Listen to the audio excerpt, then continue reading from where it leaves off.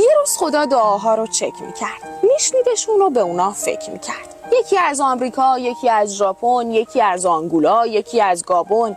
هر کی یه چیزی میخواست از خدا. یکی شوهر میخواست، یکی هم شفا. یکی میخواست ردیف و پولدار بشه، یکی میخواست صاحب اسکار بشه. یکی مریض بود و میخواست نمیره، یکی میخواست مرگ و بغل بگیره. خدا دیدش این آدمای خاکی یا که ازش طلبکارن یا شاکی. اینا که هر کدوم توی فازی هن. کلهم از زندگی ناراضی هن. اما یکی از دعاها عجیب بود. صاحب اون یه آدم غریب بود. غریب که نه، یه آدم ایرونی، از اونایی که حالشون میدونه. دعا میکرد با دست و روی شسته، خدا جونم کارت خیلی درسته. شما دیگه به حال ما فکر نکن. دعای ایرونی ها رو چک نکن. وضع ماها خوبه و مشکلی نیست. سرخوشیم و قصه تو هیچ دلی نیست.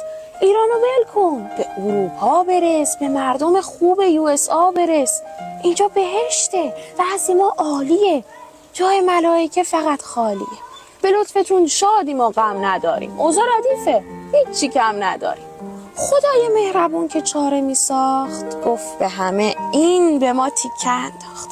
اون روز دیگه خدا دعایی نشنفت. ایرونی و صدای زد و بهش گفت کشورتون که کشور خوبیه، مملکتت باحال و مرغوبیه. تو خاکتون دریای نفت که دارین، انقلاب 57 که دارین، با کمک ما شاه و کله کردین، چراغونی توی محله کردین. درآمد نفت نجومی دارین، دانش هسته‌ای بومی دارین.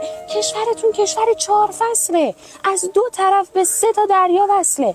اندازه کل جهان گاز دارین، توی خلیج 100 تا برانداز دارین.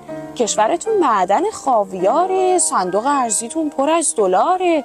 پسته و فرشتون تو دنیا تکه، مظهر خودکفاییتون موشکه. برای زعفرونتون که بیسته، حتی اوباما توی صف میسته. کلی طلا و آهن و مس دارین، 1000 تا عنوان توی گینس دارین.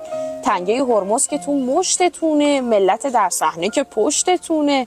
توی فضا صاحب ماهواره این، ناقلا معلومه این کاره این. انرژی هسته‌ایتون به راهه، اینو اگه شکر نکنین گناهه.